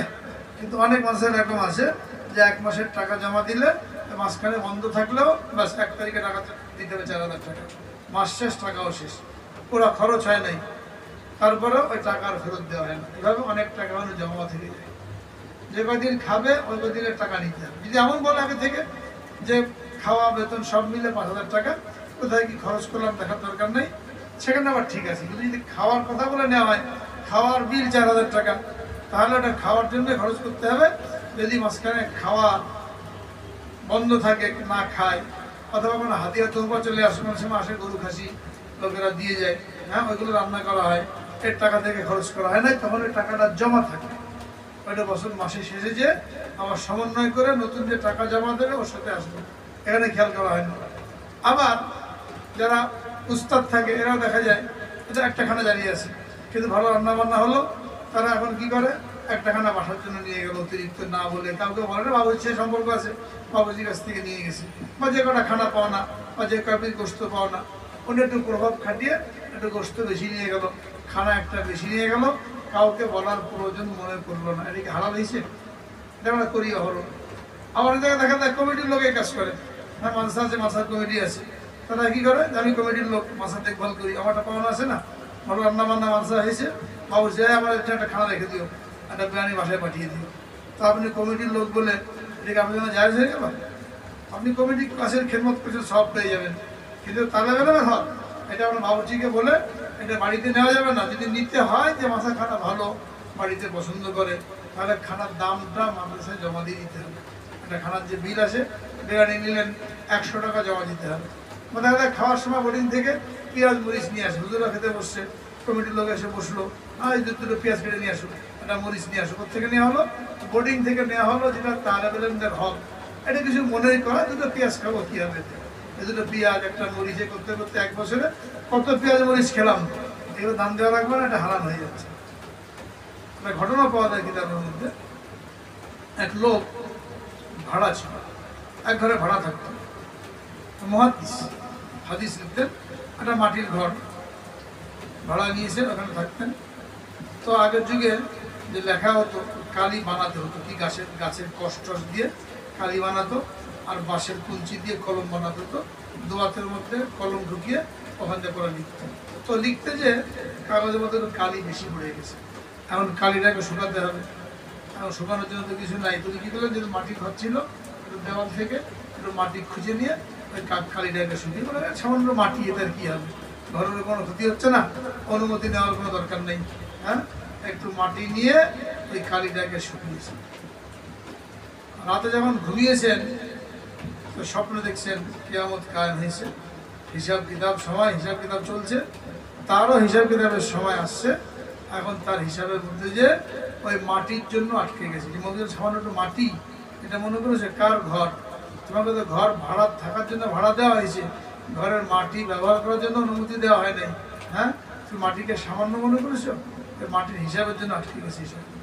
এটা আলাদা সতর্ক করেছেন বুজুর্গ হিসাবে, অনেককে আলাদা সতর্ক করে দেন। তুমি চিন্তা করেন, ভাড়া রয়েছে সামান্য একটু মাটির ঘরে কি ক্ষতি, কিন্তু এটার জন্য সে হাসরের ময়দানে হিসাব কিতাবে আটকে গেছে। আমরা যে মশলা না জেনে, হ্যাঁ, সুন্নত তরিকা না জেনে এই যে তসলুপ করে চলেছি বিভিন্ন জায়গায়, এগুলো হিসাব কি হবে? সাহারানপুর মাজাহিরুল উলুম মাদ্রাসা, দারুল উলুম দেওবন্দের পরেই মাজাহিরুল উলুম সাহারানপুর, বিশাল জায়গা নিয়ে বিশাল মাদ্রাসা। প্রথম যুগে যারা আকাবের ছিলেন, মহতামিম ছিলেন, প্রিন্সিপাল ছিলেন, তাদের ঘটনা পাওয়া যায়। প্রথম যে প্রিন্সিপাল ছিলেন মাওলানা মাজহার সাহেব, যার নামে মাজাহিরুল উলুম, উনি যখন রাতের বেলা, তখন তো হারিকেন ছিল বা চেরাগ ছিল, চেরাগের আলোয় কাজ করতে হতো। তো রাতে যখন মাদ্রাসার কাজ করতেন, অফিসিয়াল হিসেব কিতাব করতেন, তো একটা চেরাগ মাদ্রাসা ছিল, ওটা জ্বালিয়ে কাজ করতেন। যদি কেউ ব্যক্তিগত কাজে আমার সাথে দেখা করতে আসতো, কোনো মেহমান আসতো, উনি মাদ্রাসার চেরাগটা বন্ধ করে নিজের একটা চেরাগ ছিল আলাদা, ওইটা জ্বালাতেন। যখন তো আমি মাদ্রাসার কাজের মধ্যে না, কিন্তু ব্যক্তিগত কাজ, মেহমান আসছে ব্যক্তিগত, তার সাথে কথা বলছি, মাদ্রাসার কাজ না। মাদ্রাসার লাইট ব্যবহার করে, মাদ্রাসার আলো ব্যবহার করে তার সাথে আমার কথা বলা ঠিক হবে না, ওইটা বন্ধ করে নিজের ব্যক্তিগত হারিকেন জ্বালাতেন। হযরত ইয়াহইয়া কান্দালাবী রহমাতুল্লাহ আলাইহি, যিনি শাইখুল হাদিস জাকির আহমদুল্লাহর আব্বা, শাইখুল জাকিরুল্লাহ আলাইহি, যিনি ফাজাইলে আমল লিখেছেন। দুনিয়াতে কত ভাষায় এই কিতাবের তরজমা হয়েছে, যেখানে তাবলীগের মেহনত সেখানে ফাজাইলে আমলের তরজমা হয়েছে। এত বড় মকবুলিয়াত, ওনার আব্বা অনেক বড় উস্তাদ ছিলেন, মুহাদ্দিস ছিলেন। জাকিরুল্লাহ লিখেছেন, যখন সাহারানপুর মাদ্রাসায় বার্ষিক মাহফিল হতো, অনেক ওলামায়ে কেরাম বিভিন্ন জায়গা থেকে আসতেন। তো বার্ষিক মাহফিল হলে খানা পিনা হয় না, রান্না বান্না হয়, বিরিয়ানি পোলাও কত কিছু রান্না হয়। আমরা কি করি, আমরা আমাদের মাদ্রাসাগুলোর মধ্যে ওই দিন খাই ইচ্ছা মতো মাদ্রাসার খানা, আজকে সবার জন্য অনুমতি আছে। যারা মুরব্বী থাকতেন সাহারানপুর মাদ্রাসার, এই মুরব্বীরা যা কিছু রান্না বান্না হয়েছে বক্তাদের জন্য, মেহমানদের জন্য, ওটা মেহমানদেরকে দিতে, নিজেরা ওখান থেকে খেতেন না, যে মেহমানদের জন্য রান্না হয়েছে, আমাদের জন্য অনুমতি নেই। অথচ মাদ্রাসা কর্তৃপক্ষ হিসাবে উনি বসতে পারে, মেহমানের সাথে কোনো নিষেধ নেই, কিন্তু ওরা নিজেদের জন্য জায়েজ মনে করতেন না, যে এটা রান্না হয়েছে মেহমানের জন্য, বক্তার জন্য, যারা বাইরে থেকে মেহমান আসছে, ওনারা নিজেরা খেতেন না, বেঁচে গেলেও খেতেন না, টেস্ট করতেন না যে কেমন হয়েছে, জায়েজ মনে করতেন না, আমাদের রান্না হয় না। দেখা তারা বলেন যে আমার আব্বা, ওনাকে দেখতাম বাড়ি থেকে ওই দুপুরবেলার তরকারি নিয়ে আসতেন, শীতকালে তরকারি জমে, গোস্ত রান্না নিয়ে আসছেন, তরকারি জমে যায়, তো জমে গেলে তা খাওয়া মুশকিল। তো মাদ্রাসার যে বোর্ডিং, যেখানে লাকড়িতে রান্না হতো, তো লাকড়িতে রান্না করার পরে চুলো নিভিয়ে দিলে, চুলো গরম থাকে না একটু, ওই গরম থাকলে চুলোর পাশে ওই বাটিটা রেখে দিতেন, ওই গরমে তরকারি একটু গলে যেত হালকা। চুলো জ্বালান নেই, চুলো বন্ধ হয়ে, রান্নাবান্না শেষ, চুলো বন্ধ হয়ে গেছে, চুলোর পাশে বাটিটা রাখতেন, বাটিটা রাখলে তরকারি গরম হতো।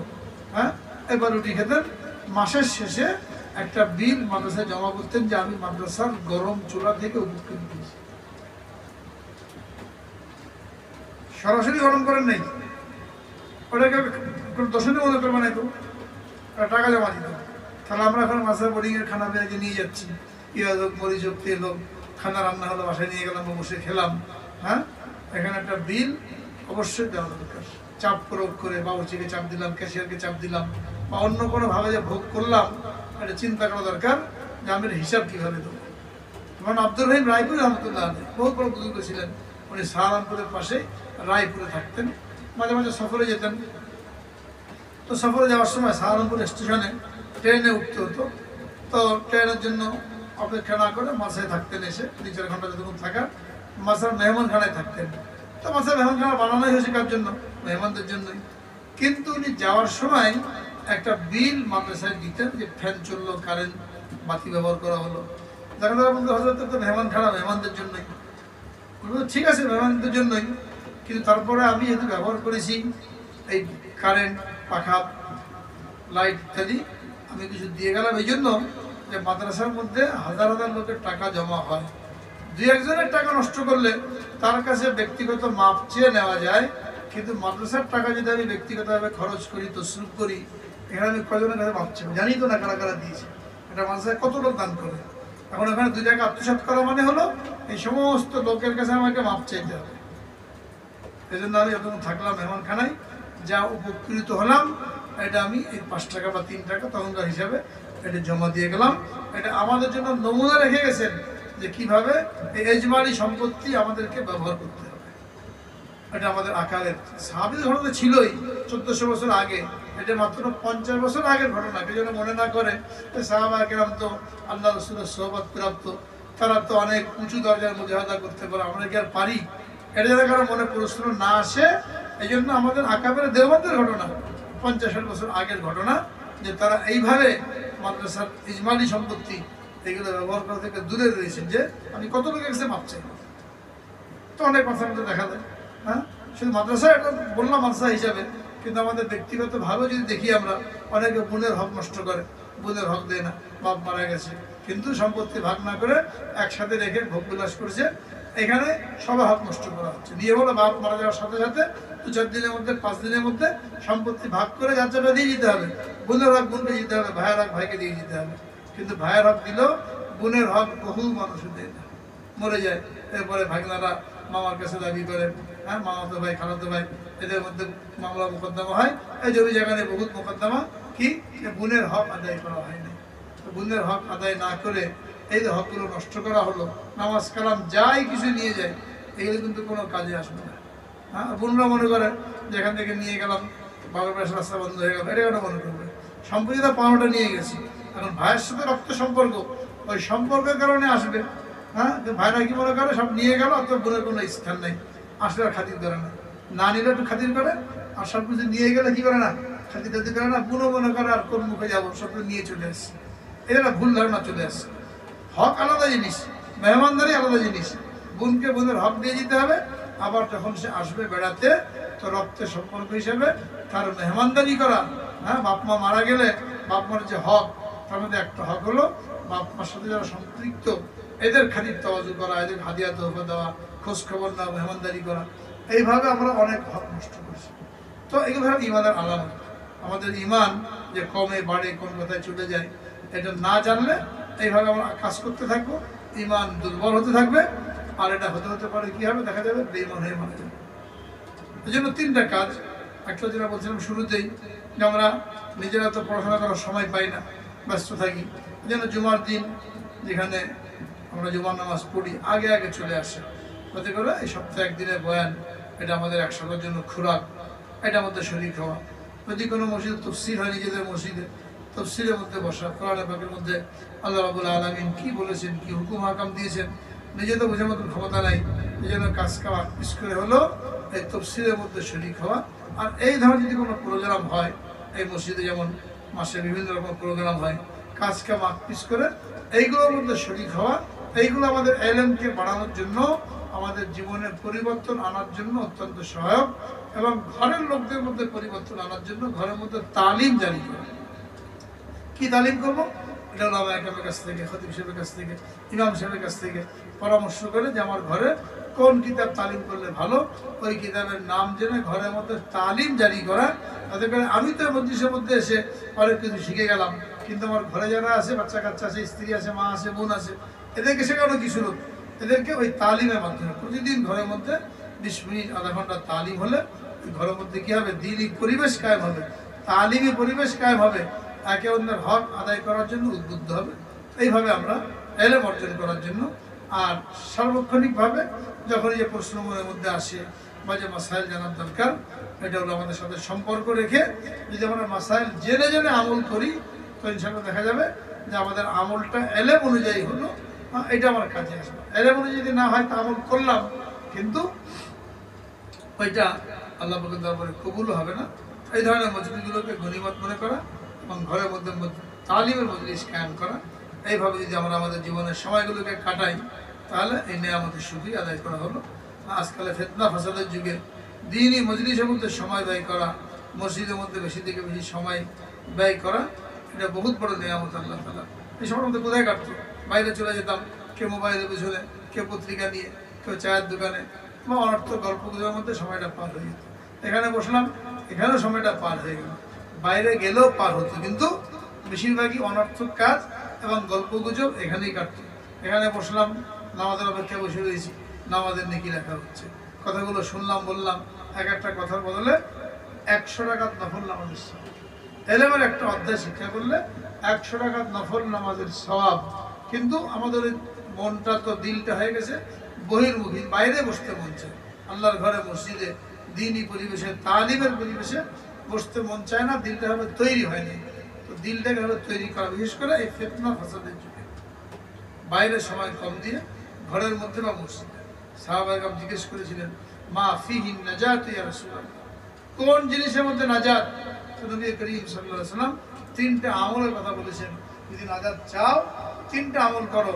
তার মধ্যে একটা হলো কি, আলজিম বাইতাক, তোমার ঘরকে তুমি আঁকড়ে ধরো, খামাখা বাইরে ঘোরাঘুরি করো না, বাইরে গেলেই গুনাহ সময় নষ্ট, বিপদ শেখায়, ঘরের মধ্যে থাকো। আর ঠিক আমলিক আলাইকা লিসানাক, জবানকে কন্ট্রোল করো, হিসাব করে কথা বলো, প্রত্যেকটা কথার জন্য কথা বলো। আমলিক আলাইকা লিসানাক, জবানকে কন্ট্রোল করো। আর 3 নম্বর কি বলেছেন, অবকি আলা খাতিয়াতি, যা গুনাহ হয়ে গেল আল্লাহর কাছে ক্রন্দন করো, পরের জন্য রেখে দিও না যে পরে মাপ চেয়ে নেবো। যেই গুনাহ হয়ে গেছে, গুনাহ হতেই পারে, গুনাহ হবেই, গুনাহ হওয়া খারাপ না, অনিচ্ছাকৃত, কিন্তু খারাপ হলো ওর উপরে জমে থাকে, তওবা না করা। গুনাহ হওয়ার পরে তওবা করলে আল্লাহ তাআলা খুশি হয়। এই জন্য যখনই গুনাহ হয়ে গেল, আপনি আল্লাহ খাতিয়াতি, তোমার গুনার জন্য তুমি ক্রন্দন করো। এইভাবে আমরা আমাদের সময়গুলোকে কাটানোর জন্য চেষ্টা করি। আল্লাহ রাব্বুল আলামিন সকলকে তৌফিক দান করেন, কবুল করেন। আখিরু দাওয়ানা আলহামদুলিল্লাহি রাব্বিল আলামিন। দুরূদ শরীফ পড়ি সবাই। আল্লাহুম্মা সাল্লি আলা সাইয়্যিদিনা মুহাম্মাদিন النبي الأمي وآله وسلم تسليما. الحمد لله رب العالمين والعاقبة للمتقين والصلاة والسلام على سيد المرسلين وعلى آله وصحبه أجمعين. ربنا ظلمنا أنفسنا وإن لم تغفر لنا وترحمنا لنكونن من الخاسرين. ربنا تقبل منا إنك أنت السميع العليم وتب علينا إنك أنت التواب الرحيم. আল্লাহ গফুরুর রহিম রহমানুর রহিম। আমাদের জীবনের সমস্ত গুনাহগুলিকে মাফ করে দাও আল্লাহ। আমাদের জীবনে ব্যাপকভাবে পরিবর্তন আনার তৌফিক দান করো। গতানুগতিক আমরা জীবনটাকে কাটিয়ে দিচ্ছি, আল্লাহ আমাদেরকে আখিরাতমুখী করে দাও। আখিরাতের জন্য প্রস্তুতি নেওয়ার তৌফিক দান করো। প্রত্যেকটা আমল সুন্নত মোতাবেক সম্পাদন করার তৌফিক দান করো।